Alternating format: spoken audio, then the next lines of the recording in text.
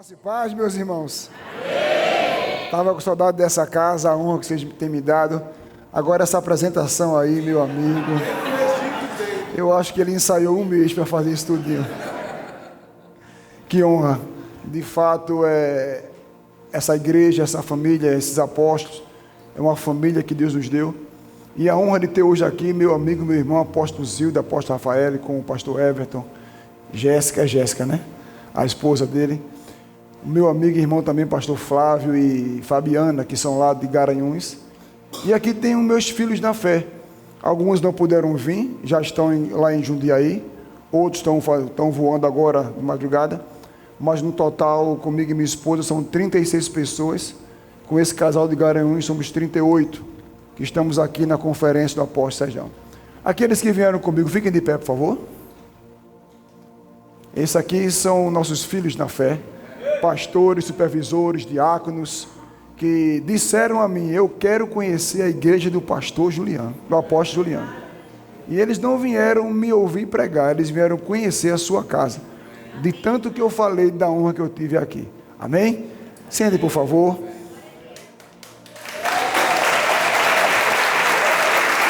Maravilha. Eu vinha com uma mensagem no coração para hoje à noite e nessa tarde toda Deus falou fortemente comigo para ministrar o que eu ensinei na minha igreja domingo passado. E esse tema eu recebi, eu estava em Campina Grande semana passada, só que a conferência lá era sobre alegria, mas não foi isso que Deus me deu.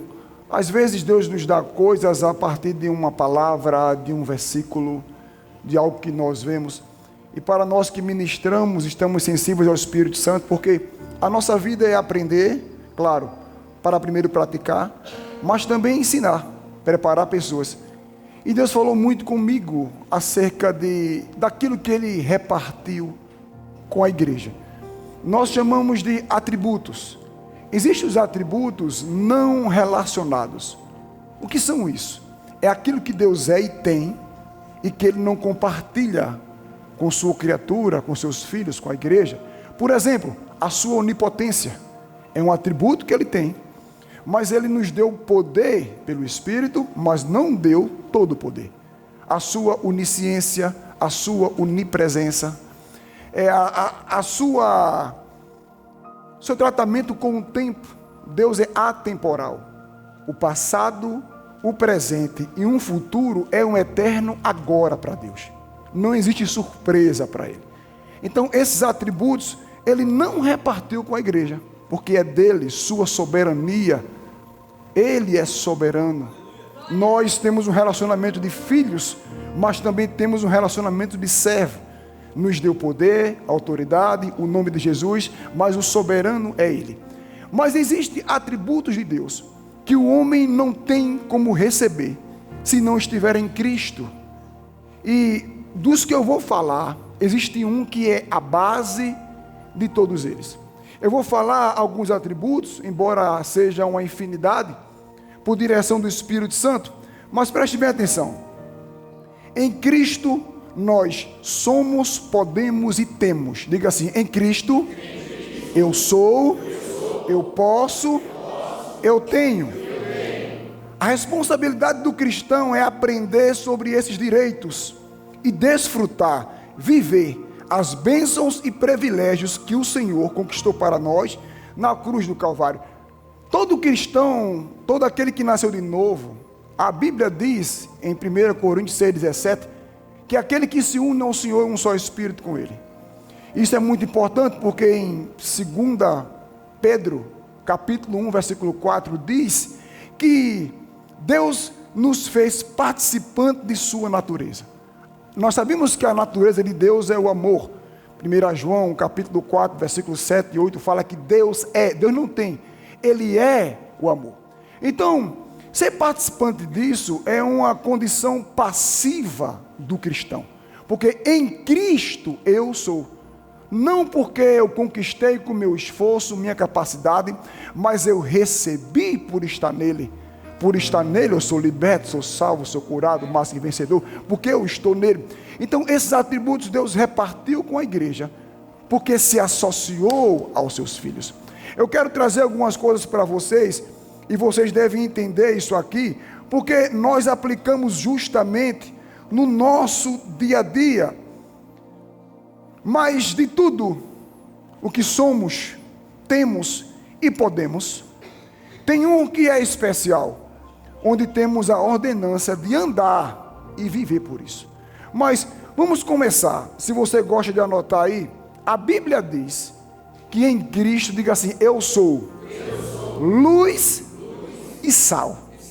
Preste bem atenção, abra a sua Bíblia em Mateus capítulo 5, versículo 13 ao 16. Eu vou ler, não vou esperar você, porque eu tenho que concluir essa mensagem. Vós sois o sal da terra, mas se o sal perder o seu sabor, com que se há de temperar? Para nada mais presta, senão para se lançar fora e ser pisado pelos homens. Certa feita eu fui pedir ao Espírito Santo uma informação acerca disso, porque a teoria natural é que o sal ele é usado nesses lugares que tem muita neve para fazer a estrada, porque além dele aquecer a neve não vence, e ali torna-se uma estrada para o povo passar. Isso é a teoria natural. Eu perguntei ao Espírito Santo: por quê? Se o sal perdeu o seu sabor, não serve para mais nada, mas ser lançado fora e ser pisado pelos homens. Porque nós não somos sal para Deus. Deus sabe muito bem quem nós somos. Deus sabe muito bem o nosso início e o nosso fim. Nós somos sal para as pessoas. As pessoas esperam de um cristão um testemunho diferente. Eu não concordo em um cristão estar ouvindo música do mundo, se ele pode ouvir uma música cristã, onde foi guiada, dirigida, inspirada pelo Espírito Santo.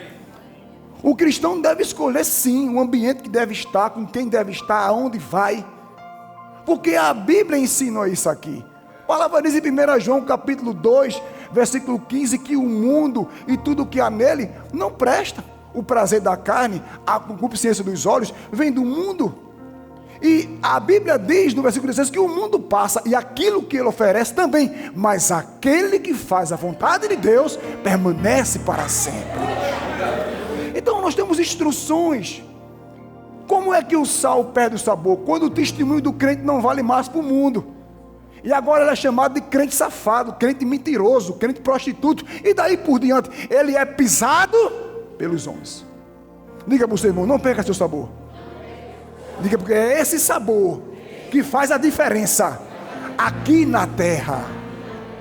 Versículo 14: vós sois a luz do mundo. Uma cidade edificada sobre um monte não pode ser escondida. Então, ou seja, como esconder uma cidade? Diga aí, meu pastor, meu apóstolo, um ponto aqui alto de São Paulo. Bico do Jaraguá. Então, se lá tem iluminação, se lá tem luzes, não tem como esconder aquilo, porque de longe consegue ver. A Bíblia está dizendo que assim é com você.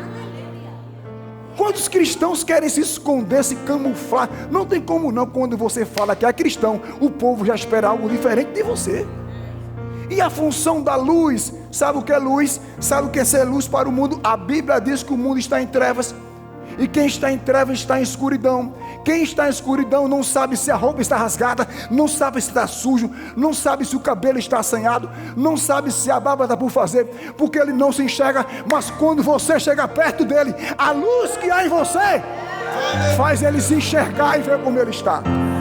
Diga: a minha vida vai dar a condição das pessoas olharem para si e verem como estão.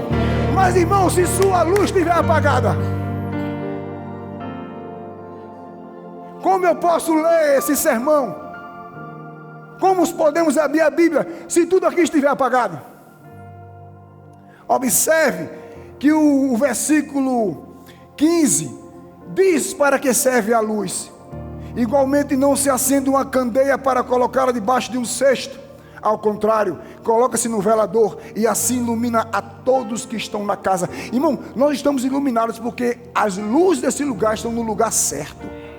Diga: luz foi criado para estar em cima e não embaixo. Apenas na posição certa você funciona para Deus. Se você sai dela, você perde sua eficácia, perde o propósito da sua vida. Então, um atributo que Deus nos deu: em Cristo somos luz e somos sal. Outra coisa que nós temos em Cristo, diga: em Cristo eu sou curado. A Bíblia diz lá em Êxodo capítulo 15, é pela primeira vez que Deus se aparece como Jeová Rafá. Se não fala a memória, é Êxodo 15, 17. Deus falou que eu sou o Jeová Rafá, o Senhor que te cura. Agora, no Salmo 107, versículo 20, a palavra diz: Ele enviou a sua palavra e os curou. E quem é a palavra? João capítulo 1 diz que o verbo se fez carne e habitou entre os homens. Agora, há uma profecia mais detalhada, isso aqui é uma profecia acerca de Cristo. Abram em Isaías capítulo 53, versículo 4 e versículo 5. Isaías 53, versículo 4 e 5 diz assim: E no entanto suas dores eram as nossas próprias enfermidades, que ele carregava em seu ser. Nossas próprias enfermidades. Preste bem atenção. Está com o celular na mão aí, Zildo?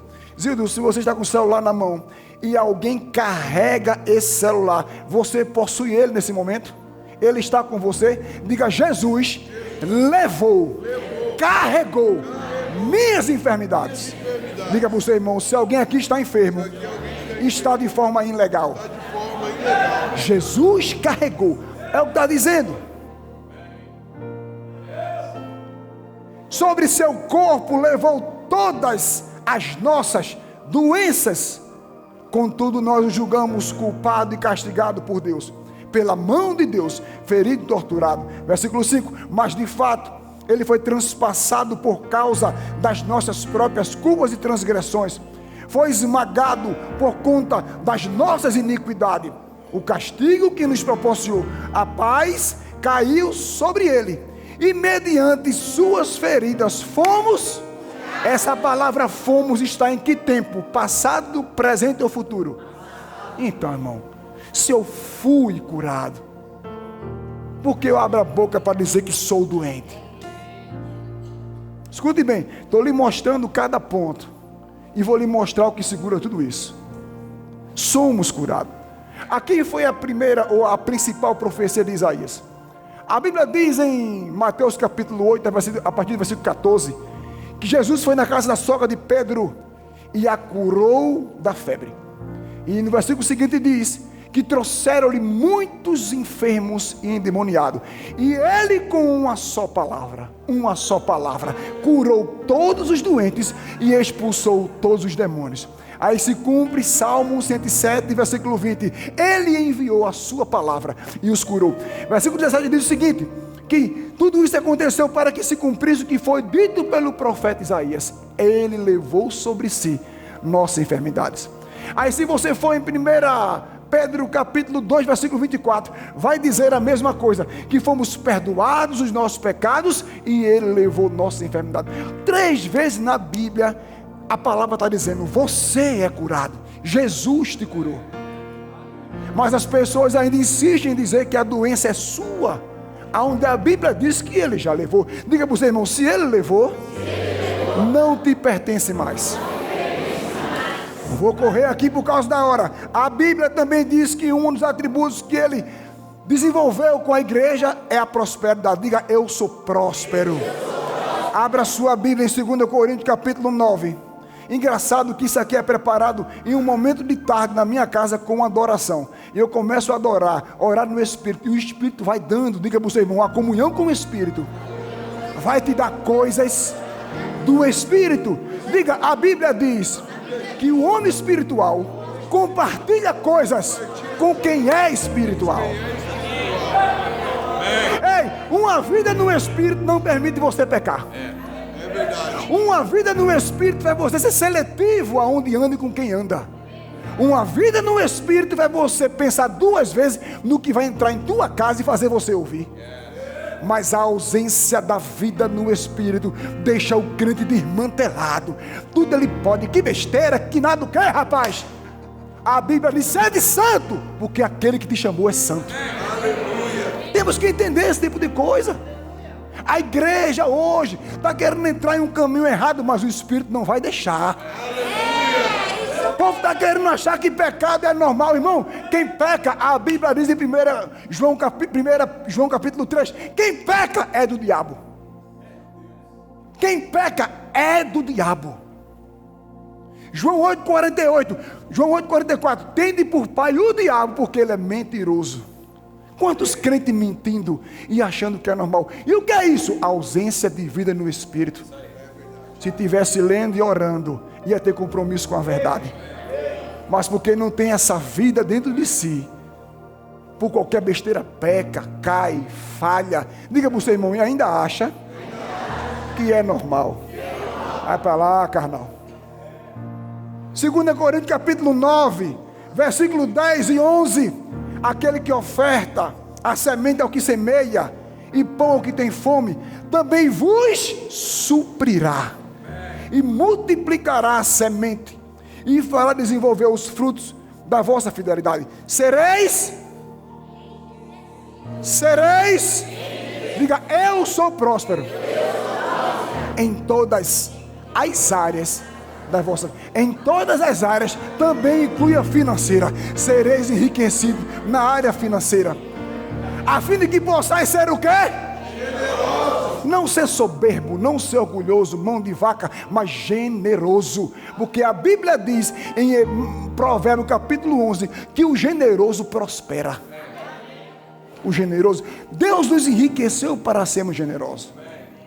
Você não pode ter a condição de suprir sua igreja ou a vida do seu irmão e se fazer de besta. Eu acho que isso não é para mim. Mas Deus te deu para isso. Isso vira um ciclo. Quanto mais se planta, mais se colhe. Quanto mais se planta, mais se colhe. Quanto mais abençoado, mais se volta. Nós temos que entender. É a vontade de Deus que seus filhos prosperem. Porque nós, como pessoas normais, naturais, seres humanos, não queremos ver nossos filhos passar fome. Eu tenho 3 filhos, 2 são casados, 2 são pastores, e se falar que pai apertou aqui, eu já fico preocupado. Eu já quero mandar, eu quero suprir. E Cristo fala acerca disso. Qual de vós, se o filho pedir um pão, dará uma pedra? Pedir um peixe, dará uma cobra? São pessoas ruins, sabem dar o que é bom. Imagina o pai que está no céu. Diga, eu sou próspero. Você lembra o que fala em Filipenses 4,19? O meu Deus, segundo suas riquezas, há de suprir o quê? Não é algumas não? E o que é prosperidade? A ausência de necessidade. Todo que é próspero não tem falta de nada. Diga, Jesus me fez próspero. Outro atributo que Deus compartilhou com a igreja, a bênção. Diga, eu sou abençoado. Deixa eu te falar uma coisa. Orações que Deus não responde. Senhor, me cura. Deus não entende esse tipo de oração. Que eu já falei, já mostrei. Jesus veio e nos curou. Para Deus, todo nascido de novo é curado, porque o sacrifício de Cristo valeu a pena para isso. Foi mais do que suficiente. Então por que pedir cura ao invés de crer na sua cura? É diferente. Algumas pessoas têm orado e pedido bênção, mas é uma oração que Deus não responde, porque na antiga aliança isso viria por uma condição, a obediência.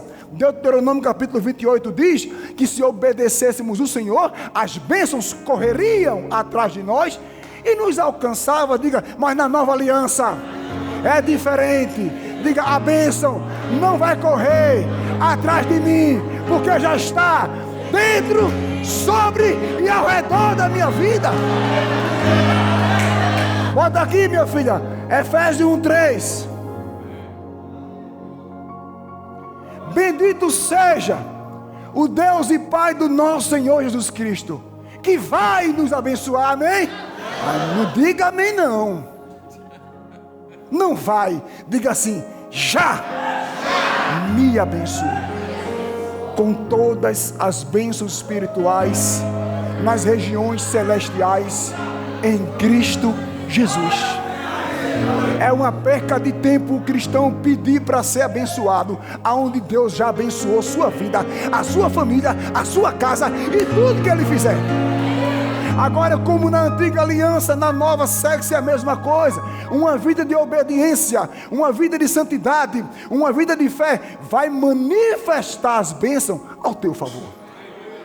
Mas uma vida negligente, uma vida de desonra, de desobediência, de pecado, e ainda querer ser abençoado, não vai funcionar. Tudo que é do Espírito funciona por uma vida espiritual. Se você não vive essa vida, não desfruta do que é do Espírito. Amém? Vamos mostrar mais uma dádiva de Deus. Diga assim: eu sou mais do que vencedor. Romanos 8:37.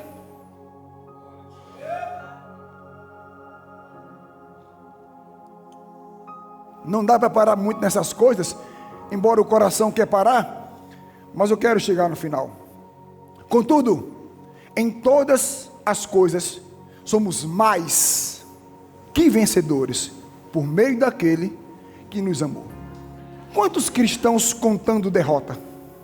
Não posso, não dá, não tenho condição, é impossível. Olha a frase, é impossível. Eles não lembram o que está escrito em Lucas 1:37, que não há impossível para Deus. Eles não lembram o que diz em Mateus 23, que aquilo que parece impossível aos homens, para Deus, torna-se possível. Então, ou seja, o que é ser mais que vencedor? É você ter uma vitória que não precisou lutar. Diga: Jesus venceu tudo e me entregou a vitória. Somos mais que vencedores crendo naquilo que Ele fez. Ser mais que vencedor não envolve o nosso esforço. É porque eu fiz para ser. Não. Você crê para ser. Jesus, a Bíblia diz lá em Colossenses, que Ele cravou na cruz a nota, a promissória, o débito que nós tínhamos com o diabo. E expôs e zombou publicamente de Satanás e os demônios na cruz do Calvário. Agora nos deu autoridade e poder. Por isso que a Bíblia diz que as portas do inferno não prevalecem contra a igreja, porque estamos acima. Isso é tão sério que o apóstolo Paulo falou em Romanos 16:20, que em breve Deus esmagará Satanás debaixo dos nossos pés. Nossos pés. Diga: dos pés da igreja. Mas isso aí eu não posso esperar para esmagar ele. No final eu tenho que esmagar é agora. A igreja é mais do que ele agora. A igreja é mais que vencedora agora. A igreja pode todas as coisas naquele que lhe fortalece agora. Estão esperando para o final, por isso muitos vivem uma vida derrotada. Não tenho, não posso, não dá. Escravizado por alguma coisa, irmãos. A Bíblia diz que o Filho já nos libertou. Mas a falta de conhecimento dessas coisas faz muito crente ficar preso às correntes malignas, aonde a Bíblia diz que somos mais. Diga você, irmão, você não é vencedor. A palavra está dizendo que você é mais do que vencedor. Posso ouvir um amém? Amém. Outro atributo que passamos a ter por estar em Cristo. Diga assim: eu sou filho de Deus e herdeiro de tudo que é dele.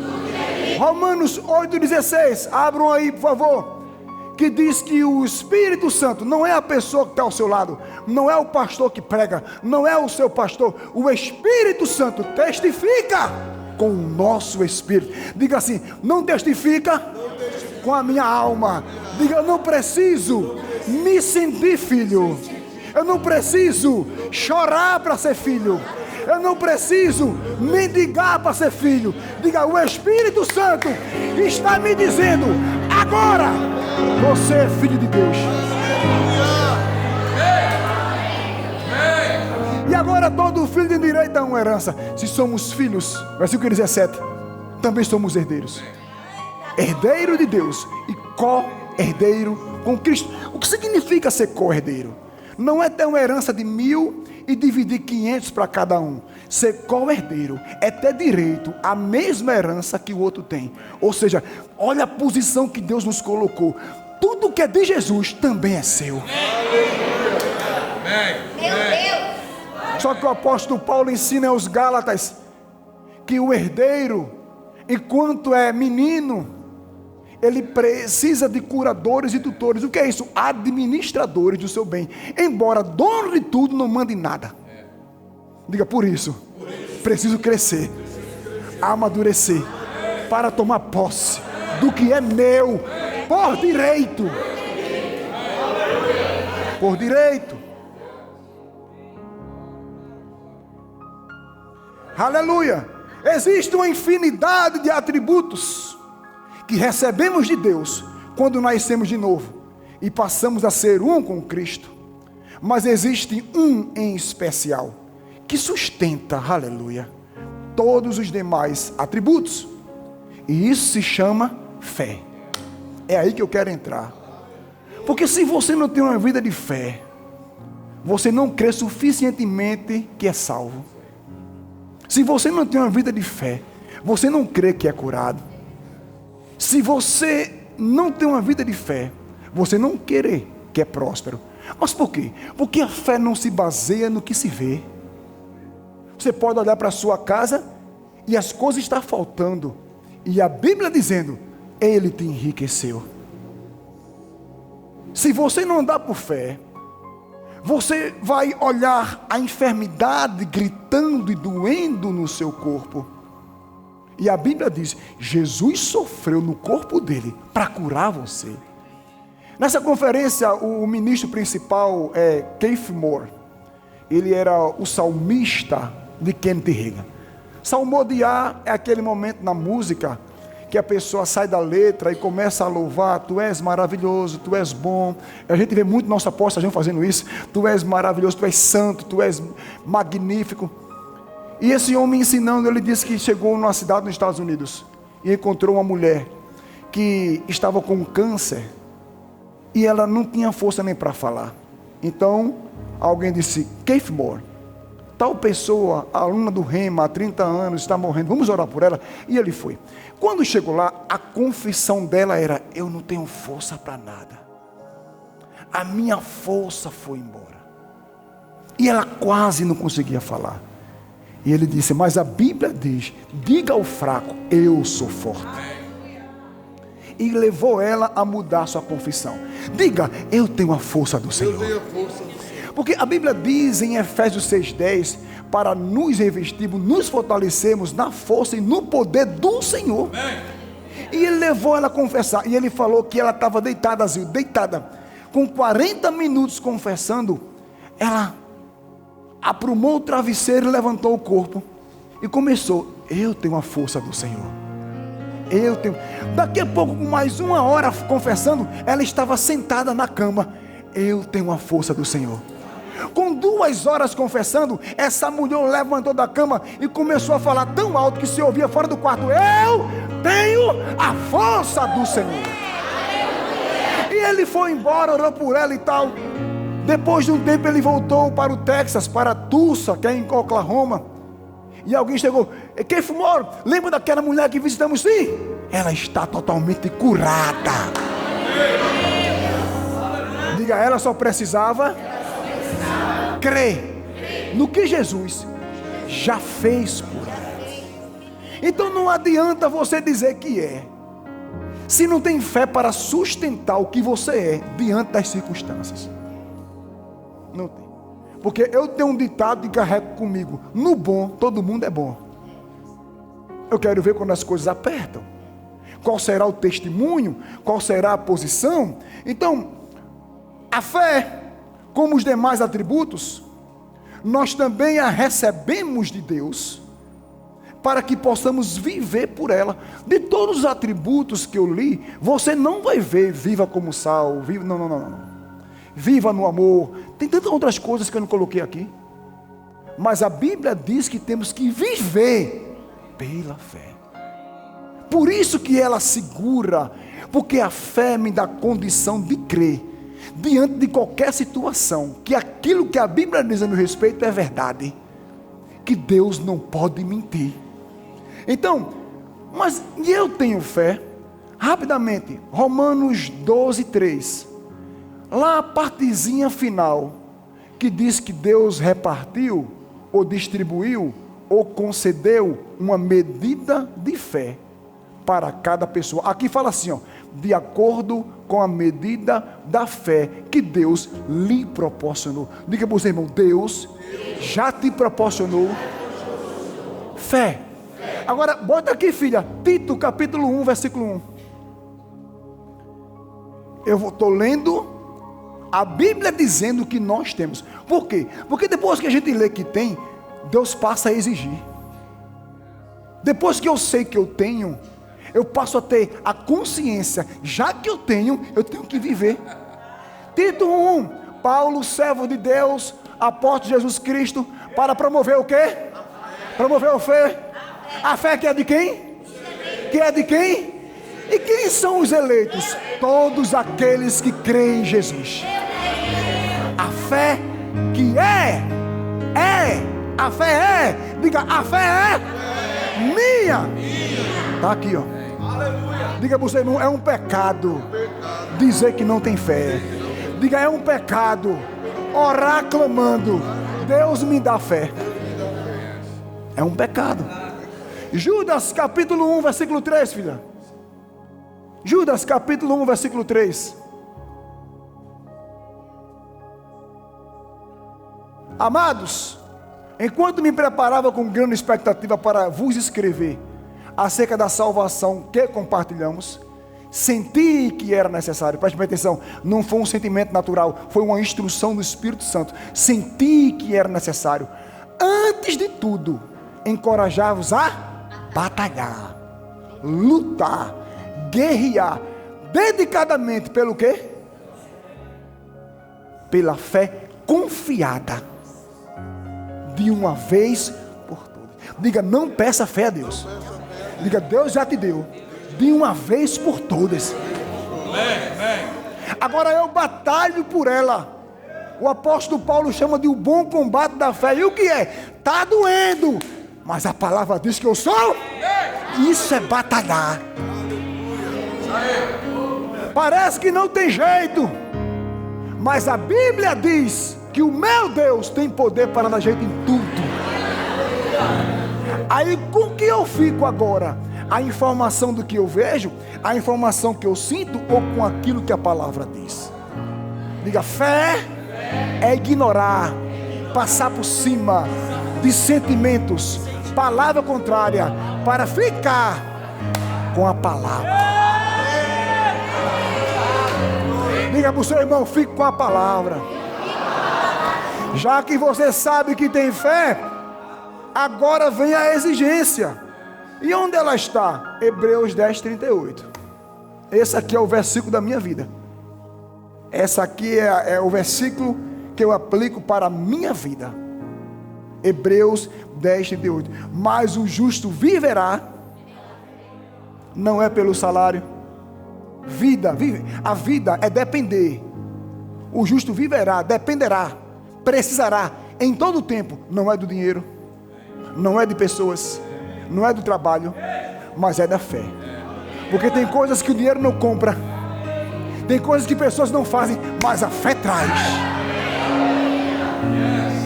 Justo viverá, oh, grave isso, o justo viverá, o justo viverá, o justo viverá por aquilo que Deus lhe deu.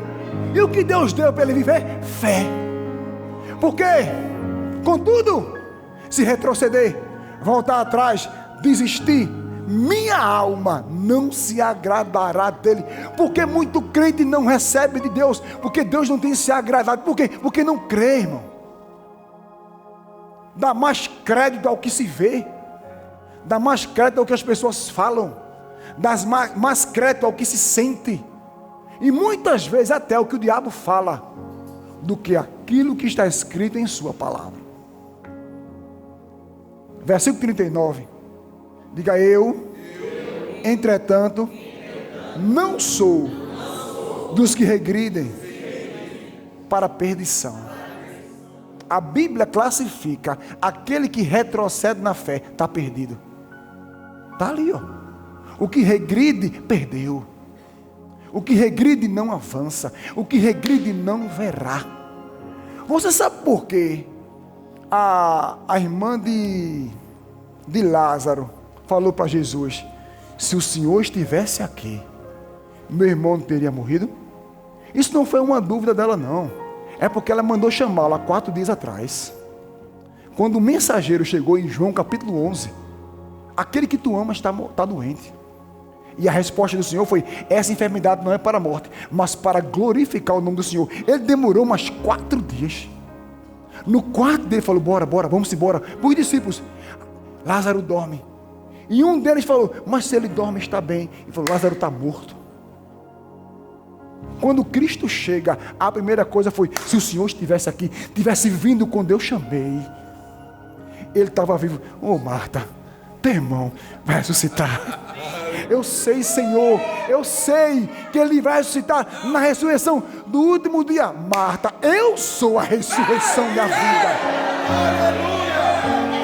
Olha a palavra dele: aquele que crê em mim. Aquele que crê em mim, ainda que esteja morto, vive. Irmão, se algum sonho teu, algum plano teu, algum projeto teu estiver morto, se você crê em Jesus, Ele volta a viver na hora. Mas é isso. Muitos perderam porque retrocederam.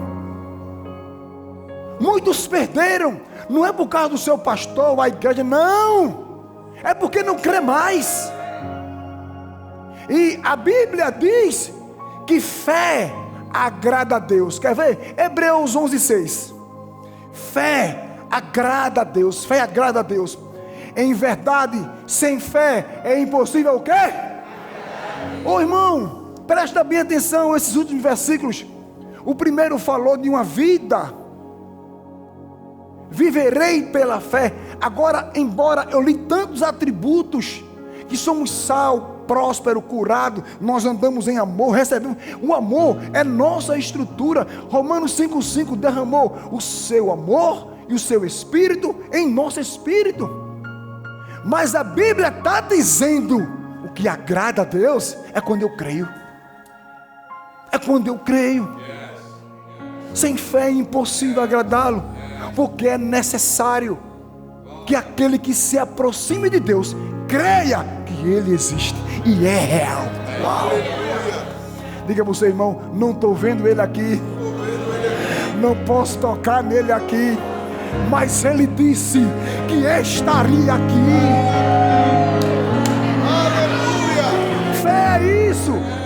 Fé não precisa ver, fé não precisa tocar, mas tenha certeza em seu coração: o que Ele disse é verdade. O que Ele disse é a verdade. Isso é fé. E agora o final do versículo fala que Deus recompensa aquele que se aproxima dele. Irmão, só em um tempo de relacionamento com Deus você já é recompensado, galardão para a tua vida. Mas por que muito crente sem galardão? Por que não se relaciona com Deus? É impossível você acreditar em quem você não se relaciona. Por exemplo, esse casal aqui, embora os outros, mas você está mais perto de mim, é um casal de bênção para essa igreja. Eu acredito que o que antes falar para o pastor, ele crê. Pastor, não pude vir porque eu me atrasei, houve um problema. O senhor acredita? Mas por quê? Porque o senhor se relaciona com ele, o senhor é íntimo dele, e nessa intimidade conhece o coração e o caráter dele. Como você vai conhecer o seu Deus se relacionar com ele? Como crê em quem não conhece? Duas formas de conhecer o caráter de Deus: primeiro, pela sua palavra; segundo, se relacionando em oração, adoração com ele. Irmão, tem crente que só é frequentador de igreja, mas ele quer ver o milagre. Tem crente que só frequenta o culto de vez em quando, mas ele quer ver as manifestações de Deus, só vai querer. Diga para o seu irmão: só vai ficar querendo. Diga aí: vai ver na minha vida. Isso mesmo. Deus não é um amuleto da sorte, rabo de coelho, ferradura de cavalo. Não, irmão, não trate Deus como essas coisas. Eu acabei de dar aula para a nossa escola de Portugal, escola de ministro, e a matéria que eu dei é o caráter de Deus. Deus é uma pessoa. Se você for ver na Bíblia, ele tem ouvido, tem boca, tem olho, tem nariz, ele fala cheiro, ele fala, tem língua, ele tem pé, tem mão. Isso são conotações de quem é uma pessoa. Diga, meu Deus, meu Pai é uma pessoa. E se ele é uma pessoa, eu posso me relacionar com ele. Mas muitos não desfrutam disso. O que ouve da palavra quando vem ao culto, e quando vem, é o que o grande evangelista, Dr. T.L. Osborne, falou. Algumas pessoas alimentam seu corpo físico 3 vezes ao dia: café, almoço e janta, e fora os lanches do dia. Mas o seu espírito, eles querem alimentar 1 vez por semana, no domingo, e ainda com um lanchinho frio. E ainda querem andar por fé. Mas vai, diga para você, irmão, vai que é uma beleza. Aí não desfruta, aí não conhece, aí não vive. Presta bem atenção. Através da fé podemos conquistar tudo. Vou mostrar na Bíblia. Através da fé podemos conquistar tudo o que é nosso, por direito, adquirido através do sacrifício de Jesus na cruz do Calvário. Tudo. Bota aqui, filha, Marcos 9, 23. Se podes, contestou-lhe Jesus. Por que esse podes? Essa situação aconteceu quando Cristo desce do Monte das Oliveiras com alguns discípulos, Pedro, Tiago e João. O resto tinha ficado embaixo. Ele encontra um tumulto. E o tumulto, Cristo chegou, o que está acontecendo? O pai disse da criança: trouxe meu filho aos teus discípulos. E eles não puderam solucionar o caso. Olha a palavra dura de Jesus: ó geração incrédula. Não era para o povo, era para o discípulo. Ó geração incrédula, até quando eu vou estar com vocês? E até quando vão sofrer? Me traga o menino.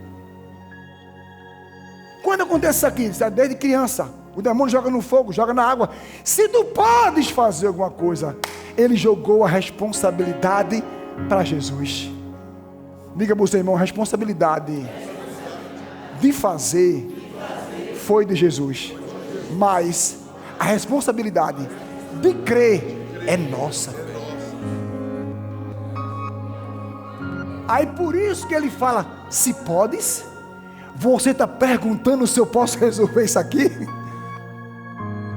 Contestou Jesus: tudo é possível para aquele que crê.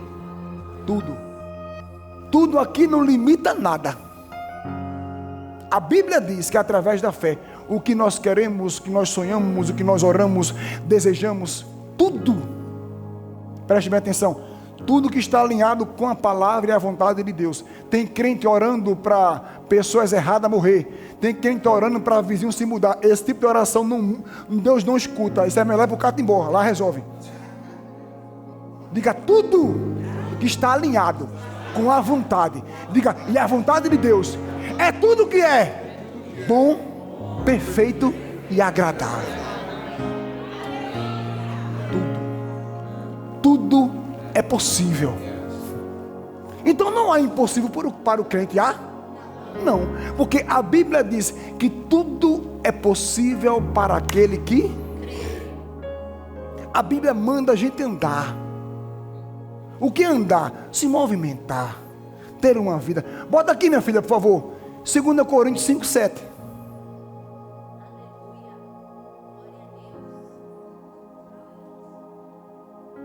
Pois vivemos por fé.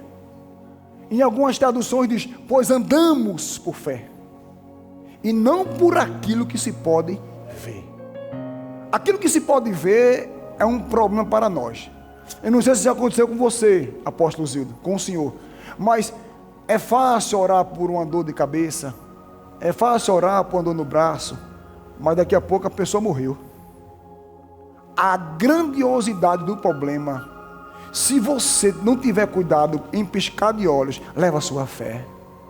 Morreu? Eita! Às vezes temos o hábito de crer e orar pelo que é pequeno. Quando uma demanda maior aparece, impacta a nossa vida. E a fé ela fica paralisada. Nós temos que entender e estar preparado para tudo. A gente viu o testemunho do nosso apóstolo Sérgio Pessoa em relação ao filho dele. Morreu no braço dele. 6 horas e pouco orando até o menino ressuscitar. Eu sei que nesses casos de uma criança, a criança não precisa crer, porque ela não tem ainda idade, nem consciência do que é fé. A fé do pai resolve. Mas quando se trata de um adulto para um adulto, eu creio daqui e ele crê de lá. Marcos capítulo 5 diz que Jesus não pôde fazer milagres. Jesus não pôde fazer milagres, porque o povo não creu e não honrou ele. Há uma necessidade, irmão. Às vezes, as pessoas querem que seus pastores sejam solucionadores de problema, independentemente do povo crer ou não. Fui para a igreja e minha situação não foi resolvida. Você creu para isso? A Bíblia manda eu e você andar por fé e não por aquilo que nós vemos. Às vezes queremos lançar a responsabilidade da nossa fé para outras pessoas. Ore por mim, pastor, ore por mim, ok. É bíblico orar uns pelos outros. A palavra diz lá em Tiago capítulo 5, que está alguém entre vós aflito, ore. Está alguém entre vós doente, leva aos presbíteros, ungirá com óleo, e a oração da fé curará o enfermo. Está escrito que vamos orar uns pelos outros, mas está escrito que você tem a responsabilidade da sua vida, que vai ter dia e hora que não vai ter um pastor, nem um cristão perto de você. Diga, será eu e a situação. E se você não crê, meu irmão, as coisas não vão acontecer. Então é a fé que sustenta tudo. É a fé que segura a nossa vida. Eu quero encerrar com isso aqui. Por favor, Marcos 16, 17. Davi, já está ali já, rapaz, está ligeiro isso. Os demais podem subir, por favor. Marcos 16, 17. E em sinais acompanharão os que... Rapaz, eu não ia falar acerca disso, não, mas estava conversando, foi aqui em cima? Sobre acompanhar, a fé foi aqui em cima. Os discípulos chegaram cedo, estavam falando de fé, sobre acompanhar a fé. E preste bem atenção. Os sinais estão prontos para seguir. Pronto. Mas enquanto uma pessoa não se movimenta pela fé, não age pela fé, os sinais ficam retidos, ficam parados. A Bíblia diz que os sinais vai acompanhar, ou seja, só se acompanha o que está em movimento. Diga, quando eu ando por fé, vivo por fé. Diga, será normal para mim sinais e maravilhas me acompanhar. Os sinais seguirão. Os sinais seguirão. Diga para o seu irmão, os sinais vão atrás. Agora profetize para ele, os sinais irão atrás de você. Diga, a sua fé é o imã que atrai os sinais, os prodígios e tudo mais que você precisa. Posso ouvir um glória a Deus? Guarde isso no seu coração. Fique de pé em nome de Jesus. Coisas poderosas, coisas maravilhosas Deus compartilhou comigo e com você. Mas preste atenção, é a fé que traz, é a fé que segura, é a fé que sustenta. Uma vida de fé não só vai trazer o que você precisa, vai sustentar, vai reter. Porque eu acho maravilhoso. Preste, segura um pouquinho. Eu acho maravilhoso. A Bíblia diz em Hebreus 11:3 que pela fé entendemos que o universo foi criado através da palavra de Deus. Preste bem atenção. Hebreus 11:3. Pela fé, eu falo aqui, mas esqueço que bota ali. Pela fé compreendemos que o universo foi criado por intermédio da palavra de Deus. E aquilo que pode ser visto foi produzido a partir do que não se vê. Diga, eu não preciso ver nada, sentir nada, para crer e falar. Rebeca, já que tu colocou aqui Hebreus 11:3, que diz que tudo foi criado pela palavra, coloque Hebreus 1:3. 1:3. Ele que é o resplendor da glória e a expressão exata do seu ser, isso é Jesus, sustentando tudo o que há. Sustentando tudo o que há. Diga, Deus, em Hebreus 11:3, criou tudo. Diga, Deus, em Hebreus 1:3, sustenta tudo. E tudo foi criado e é mantido por sua palavra. Então, a Bíblia nos ensina a ter esse comportamento. Quer ver? Eu sei que vocês conhecem, mas coloca aí 2 Coríntios 4:13. Eu sei que você conhece, mas vai renovar a sua mente. Assim está escrito: crie com esse mesmo espírito da fé. Nós igualmente, e por esse motivo. Agora vamos lá. Romanos capítulo 10, versículo 8. Mas o que ela diz? A palavra está bem próximo de ti. Aonde? Ou seja, a palavra que nós estamos. Agora estamos entendendo que a palavra, a fé, vai gerar algo para se falar. Por isso Jesus disse: o que está aí no teu coração é o que vai sair por tua. Agora, preste bem atenção. O que está no coração e o que está na boca. Hebreus capítulo 4, versículo 14. Eu mostrei 3 versículos sobre falar, crer e falar na boca. Mas olha agora, porque não adianta você só falar. 2 Coríntios 4:13. O Espírito da fé não vai falar: Pai, eu chamo, Pai, eu creio, Pai, eu determino, Pai, eu sou curado, Pai, eu sou próximo. Ok, falou. A palavra está perto de ti, na tua boca, no teu coração. Então é a palavra: Pai, tua palavra diz que eu sou próspero. Aí fala no versículo: Pai, tua palavra diz que eu sou curado. Aí fala no versículo. Ok, mas se você não sustentar depois o que fala, não vale de nada. Olha aí, ó. Concluindo, tendo em vista que temos um grande sumo sacerdote que foi capaz de adentrar os céus, Jesus, o Filho de Deus, mantenhamos com firmeza nossa declaração pública de fé. A declaração torna-se pública não é porque você faz diante de uma pessoa da igreja, é porque quando você fala, Deus, Jesus, o Espírito Santo, os anjos estão ouvindo, e o diabo e o inferno também. Agora fica Deus esperando tua posição e firmeza, enquanto o diabo fica dizendo que nada, ele vai desistir. E quando desiste, o diabo zomba, mas quando permanece, Deus se alegra. Sabe por que Deus se alegra? Estevão, Atos capítulo 8, acabou de pregar a palavra e ensinar. Disseram que ele estava blasfemando. Vai ser apedrejado. E a postura? Ok, mas ninguém tira a minha convicção. Jesus é o Senhor. Joga para fora, joga a primeira pedra, olha para cima. A única vez na Bíblia, a única, porque ele permaneceu, porque ele resistiu. A Bíblia diz em todo lugar, no Novo Testamento, que Jesus está assentado à direita de Deus. Mas quando Estevão se mantém firme e mantém a confissão de pé, Jesus, e Estevão disse: eis que vejo o Filho de Deus em pé do lado do Pai.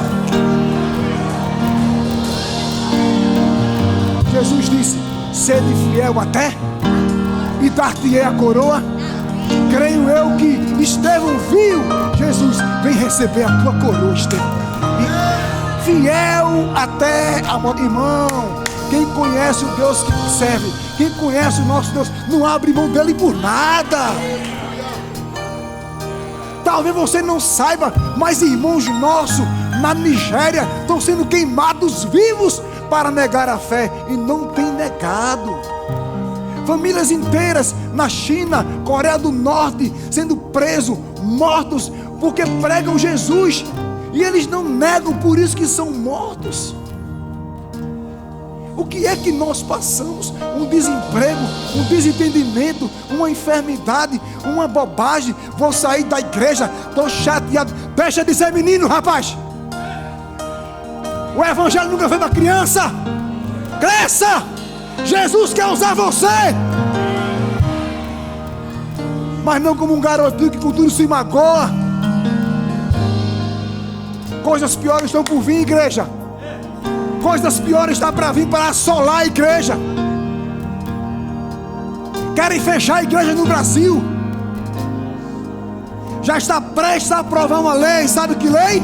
Se padre ou pastores pregar Efésios 5:22, será preso. Sabe disso? Está prestes a aprovar.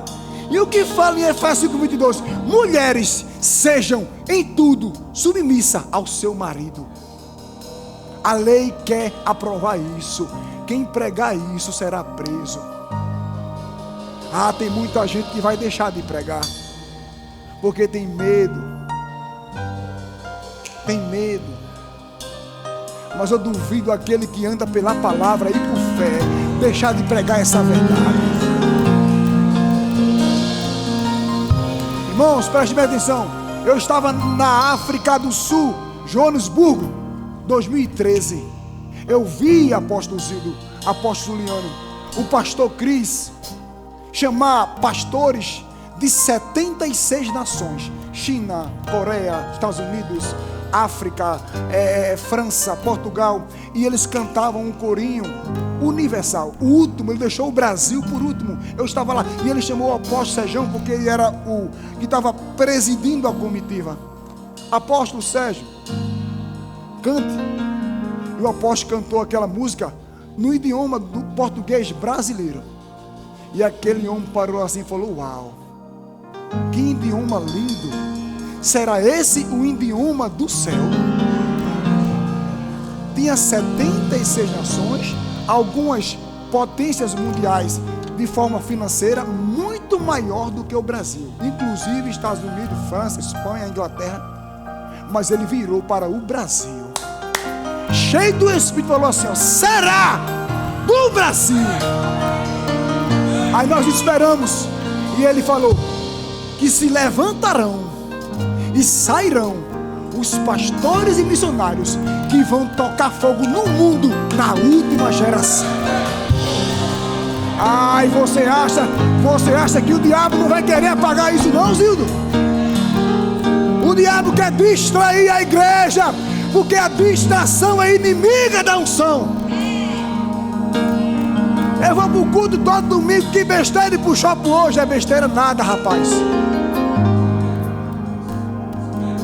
Culto não é compromisso de bater cartão. Culto é compromisso de vir adorar o Deus vivo.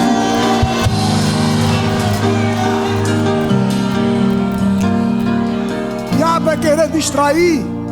Eu sei, acompanho os jogos dos times, e grandes times daqui de São Paulo. São Paulo, Corinthians, Palmeiras, sabe?